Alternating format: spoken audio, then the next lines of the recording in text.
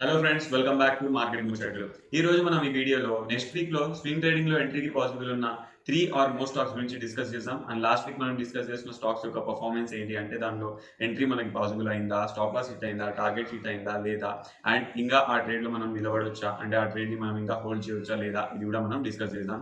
And thank you so much for the 100 subscribers and let's dive into the video. So friends, next వీక్లో మనం watch చేయాల్సిన స్టాక్లో first one వచ్చేసి Mazagon Dock Shipbuilders అనమాట.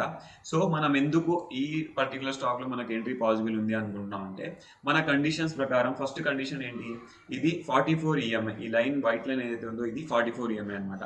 44 EMA exponential moving average. ఇక్కడికి వచ్చి ఇది ఒక సపోర్ట్ తీసుకోవాలి, తీసుకుంది first condition. Okay, and second condition ఏంటి, మనకి సపోర్ట్ తీసుకున్న తర్వాత ఒక గుడ్ క్యాండిల్ ని ఫామ్ చేయాలి. మనం ఏ డైరెక్షన్ లో ట్రేడ్ తీసుకుంటే ఆ డైరెక్షన్, ఇప్పుడు మనం అప్ సైడ్ డైరెక్షన్ లో తీసుకోవాలి అంటున్నాం కాబట్టి ఒక బులిష్ క్యాండిల్ ని ఫామ్ చేయాలి. ఏం చేసింది ఇక్కడ, ఒక బులిష్ క్యాండిల్ అనేది ఫామ్ చేసింది. థర్డ్ వన్ ఏంటి, వాల్యూమ్స్ మనం చెక్ చేయాలి. ఇక్కడ వాల్యూమ్స్ చూసుకుంటే మనకి ఇక్కడ చూడండి, ఎప్పుడైతే ఈ పర్టికులర్ స్టాక్ లో బయింగ్ వచ్చిందో, బయింగ్ వచ్చిన ప్రతిసారి వాల్యూమ్ అనేది ఎక్కువ ఉంది అండ్ సెల్లింగ్ వచ్చిన ప్రతిసారి వాల్యూమ్ అనేది తక్కువ ఉంది. అంటే ఓవరాల్ వ్యూ మనం ఏం తీసుకోవచ్చు, ఇక్కడ ఈ పర్టికులర్ స్టాక్ లో చాలా మంది ఎవరైతే ఇన్వెస్ట్ చేయాలి అంటున్నారో, ట్రేడ్ చేయాలి అనుకుంటున్నారో వాళ్ళు ఎక్కువ శాతం మంది దీనిలో బయింగ్ ఇంట్రెస్టెడ్ ఉన్నారు. ఓకే, అండ్ దీంట్లో వచ్చేసి ఒక సపోర్ట్ కూడా ఉంది మనకి. ఈ సపోర్ట్ ఇక్కడ గ్రీన్ లైన్ ఉంది కదా, ఒకసారి చూడండి, ఇది ఒక సపోర్ట్ తీసుకుంటుంది. ఎక్కడ ఎగ్జాక్ట్ గా 44 ఈఎంఐ దగ్గర సపోర్ట్ తీసుకుంది. అక్కడే మనం ఒక లైన్ డ్రా చేసుకుంటే, ఒక హారిజాంటల్ సపోర్ట్ ని తీసుకుంటే, ఇక్కడ ఒక సపోర్ట్ తీసుకుని దీన్ని బ్రేక్ చేసింది. తర్వాత సేమ్ సపోర్ట్ దగ్గరకు వచ్చి ఇది అప్ సైడ్ కి వెళ్తుంది. ఇది సపోర్ట్ అండ్ 44 ఈఎంఐ బోత్ ఇక్కడ వచ్చినాయి కాబట్టి మనకు ఒక ఎక్స్ట్రా కన్ఫర్మేషన్ అనమాట. ఓకే, సో మనం ఏం చేయాలి, ఎప్పుడైతే ఈ పర్టికులర్ స్టాక్ ఒక బులిష్ క్యాండిల్ యొక్క హైని బ్రేక్ చేస్తుందో, ఇక్కడ బులిష్ క్యాండిల్ యొక్క హై ఎంత ఉంది మనకి. సో మన రూల్స్ ప్రకారం ఆల్రెడీ 2 days బ్యాక్ దీంట్లో ఎంట్రీ దొరికింది, బట్ మనం మిస్ చేసాం. సో ఇది మళ్ళీ మన ఎంట్రీ పాయింట్ దగ్గరకు వచ్చింది. దీని హై ఎంత, ఈ పర్టికులర్ ఈ బులిష్ క్యాండిల్ యొక్క హై ఏంటి, 4,917 రూపీస్ దీని హై అనమాట. ఇది బ్రేక్ చేసేసింది. మళ్ళీ సేమ్ ప్రైస్ దగ్గరకు వచ్చి ఇది క్లోజ్ అయింది. క్లోజింగ్ ప్రైస్ చూడండి మీరు, సేమ్ ఉంది, 4,917 రూపీస్ క్లోజింగ్ ప్రైస్ ఉంది. సో టుమారో మనం మార్కెట్ కండిషన్స్ ని చూసి దీనిలో ఎంట్రీ ప్లాన్ చేసుకోవచ్చు అనమాట. ఓకే, మనం వాచ్ చేయాల్సిన స్టాక్ లో నెంబర్ 2 వచ్చేసి Aditya Birla fashion. Same conditions ఈ స్టాక్ కూడా మనం అప్లై చేస్తాం. ఫస్ట్ వన్ వచ్చేసి ఏంటి, ఒకటి ఈ ఈఎంఐ దగ్గరకు వచ్చి సపోర్ట్ తీసుకోవాలి, ఈ వైట్ లైన్ దగ్గరకు వచ్చి సపోర్ట్ తీసుకోండి. Condition 1 satisfy. సెకండ్ కండిషన్ ఏంటి, మనకి పర్టికులర్ జోన్ దగ్గర ఉంటే పర్టికులర్ సపోర్ట్, ఇది ఏదైతే ఈఎంఐ ఉందో ఈ ఈఎంఐ దగ్గర ఈ సపోర్ట్ తీసుకుని మనకు ఒక బులిష్ క్యాండిల్ ని ఫామ్ చేయాలి. బులిష్ క్యాండిల్ ఇది ఫామ్ చేసేసింది. ఇక్కడ చూసి మీరు చూడొచ్చు, ఒక బులిష్ క్యాండిల్ ని ఫామ్ చేసింది. అండ్ వాల్యూమ్స్ అనేవి దీనికి బాగా ఉండాలి, అంటే వాల్యూమ్స్ మన డైరెక్షన్ కి ఫేవర్ గా ఉండాలి. ఇక్కడ చూడండి, బయింగ్ వాల్యూమ్ అనేది ఎక్కువ ఉంది ఈ స్టాక్ లో, ఈ పర్టికులర్ స్టాక్ లో. Okay, and one more confirmation ఏంటి అంటే, ఒక సపోర్ట్ జోన్ దగ్గర ఇది సపోర్ట్ తీసుకుంటుంది, ఒక స్ట్రాంగ్ సపోర్ట్. ఇక్కడ నేను ఇవన్నీ డిలీట్ చేస్తాను, చూడండి. ఇక్కడ ఏం చేసింది, ఒక జోన్ ఉంది కదా, ఈ జోన్ ఒక స్ట్రాంగ్ సపోర్ట్ లాగా మనకి వర్క్ చేస్తుంది. ఎప్పుడైతే ఈ ఆదిత్య బిర్లా ఫ్యాషన్ ఒక స్టాక్ ఉందో, ఈ సపోర్ట్ దగ్గరకు వచ్చినప్పుడు ఫస్ట్ సపోర్ట్ ఇక్కడ తీసుకుంది, సెకండ్ సపోర్ట్ అగైన్ మళ్ళీ తీసుకుంది, ఇక్కడ సెకండ్ సపోర్ట్, అక్కడ నుంచి మళ్ళీ బౌన్స్ బ్యాక్ అయింది. బౌన్స్ బ్యాక్ అయ్యి కొంచెం కన్సాలిడేట్ అయిన తర్వాత మళ్ళీ కిందికి వచ్చింది, ఫాల్ అయింది. బట్ ఫాల్ అయిన ప్రతిసారి ఇది ఏం చేస్తుంది, సేమ్ సపోర్ట్ జోన్ దగ్గరకు వచ్చినప్పుడు సపోర్ట్ తీసుకుని అక్కడ నుంచి బౌన్స్ బ్యాక్ అవుతుంది. ఇక్కడ చూడండి మీరు, ఈ క్యాండిల్ ఎంత పెద్దగా ఉంది, 1 day క్యాండిల్ ఇది చాలా అరౌండ్ 3 to 4% వరకు మన ఈ ఫ్లక్చుయేషన్ ఉంది. బట్ స్టిల్ ఈ ఏదైతే ఈ సపోర్ట్ జోన్ ఉందో, ఈ సపోర్ట్ జోన్ కంటే కింద ఇది సస్టైన్ చేయలేదు, క్లోజింగ్ ఇవ్వలేదు, దానిపైన ఇది క్లోజింగ్ ఇచ్చింది. సో ఇది ఒక స్ట్రాంగ్ సపోర్ట్ జోన్ లో మనకి మనం కన్సిడర్ చేయొచ్చు. సో సేమ్ ఈ సపోర్ట్ జోన్ దగ్గర ఇది ఒక బులిష్ క్యాండిల్ ని ఫామ్ చేసింది. సో మనం ఎంట్రీ పాసిబుల్ ఉంది. ఇక్కడ ఎంట్రీ మనకి ఎక్కడ వస్తుంది, ఈ బులిష్ క్యాండిల్ యొక్క హై మనకి ఎంట్రీ వస్తుంది. హై వచ్చేసి అరౌండ్ 327 దగ్గర ఉంది, అండ్ లో వచ్చేసి 315 or 312 దగ్గర ఉంది. నాకు ఎగ్జాక్ట్ చూస్తాను నేను, ఎగ్జాక్ట్ ఎక్కడ వస్తుంది మనకి ఎంట్రీ వచ్చేసి 328 దగ్గర మనకి ఎంట్రీ వస్తుంది, అండ్ 315 దగ్గర మన క్లోజింగ్, అంటే మన ఎస్ఎల్ ఉంది.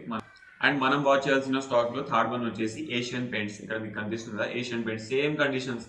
ఏం చేస్తుంది, ఇక్కడ 44 ఈఎంఐ దగ్గర ఒక సపోర్ట్ తీసుకుంది, సపోర్ట్ తీసుకున్న తర్వాత ఒక బులిష్ క్యాండిల్ ని ఫామ్ చేసింది. వాల్యూమ్ ఇక్కడ చూడండి మీరు, అసలు ఈ బయింగ్ వాల్యూమ్ ఎంత ఉంది దీనిలో, ఈ ఏషియన్ పెయింట్స్ లో బయింగ్ వాల్యూమ్ అనేది చాలా ఎక్కువ ఉంది. అండ్ ఈ స్టాక్ కంటిన్యూస్ గా అప్ సైడ్ డైరెక్షన్ లో వెళ్తుంది. ఇక్కడ మనకు ఒక ఏమంటారు ఒక లైన్ ఐ మీన్ ఒక ట్రెండ్ లైన్ కూడా ఇక్కడ ఫామ్ అవుతుంది చూడండి. ఒక ట్రెండ్ లైన్ ఫామ్ అవుతుంది. మనం ఈ ట్రెండ్ లైన్ దగ్గర ట్రేడ్ చేయొచ్చు. బట్ మన సెటప్ ప్రకారం మన ఎంట్రీ ఇక్కడే వస్తుంది. ఈ పర్టికులర్ ఏదైతే ఈ బులిష్ క్యాండిల్ ఉందో ఈ బులిష్ క్యాండిల్ ఒక హై మన ఎంట్రీ వస్తుంది అండ్ దానిలో మన స్టాప్ లాస్ వస్తుంది. సో మనం లాస్ట్ వీక్ డిస్కస్ చేసిన స్టాక్ లో ప్రీలైట్ ఒకటి. ఈ ప్రీలైట్ లో మనకి ఎంట్రీ దొరికింది. ఎంట్రీ ఎక్కడ ఉంది మనకి 3154 అనమాట. మన ఎంట్రీ 3154 దగ్గర ఎంట్రీ ఉంది. అండ్ స్టాప్ లాస్ వచ్చేసి మనది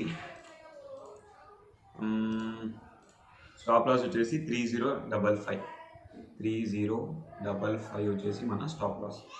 ఇంకా ఈ ట్రేడ్లో మన స్టాప్ లాస్ హిట్ కాలేదు. బట్ 1:1 అది ఆ రోజే చేసింది. సో ఈ ట్రేడ్ని మనం హోల్డ్ చేయొచ్చు, చూడొచ్చు. బట్ రిస్క్ మేనేజ్మెంట్ చేసుకుంటూ హోల్డ్ చేయండి. ఇన్ కేసు ఎవరైనా ఎంట్రీ తీసుకుంటే రిస్క్ మేనేజ్ చేస్తూ మనం ఈ ట్రేడ్లో కంటిన్యూ అవ్వచ్చు. అండ్ సెకండ్ వన్ వచ్చేసి రామ్కో సిమెంట్. ఇందులో మనకి ఎంట్రీ పాసిబుల్ అవ్వలేదు. మన సెటప్ ప్రకారం ఎంట్రీ దీంట్లో మనకి దొరకలేదు. అండ్ థర్డ్ వన్ వచ్చేసి ఐఆర్ఎఫ్సిలో కూడా మనకి ఎంట్రీ పాసిబుల్ అవ్వలేదు. ఎందుకంటే ఆ రోజు మార్కెట్లో ఈ జపాన్ అండ్ యుఎస్ఏ ఇక్కడ ఇంట్రెస్ట్ రేట్ మార్చడం వల్ల ఆ రోజు మార్కెట్ సమ్ పాయింట్స్ వరకు క్రాష్ అయింది. అంటే కొంచెం కరెక్షన్ అనేది మనకి మార్కెట్లో చూడాల్సి వచ్చింది. కాబట్టి మనకి ఈ ట్రేడ్స్ అనేది ఎగ్జిక్యూట్ అవ్వలేదు. అంటే మనకి ఎంట్రీ పాసిబుల్ అవ్వలేదు.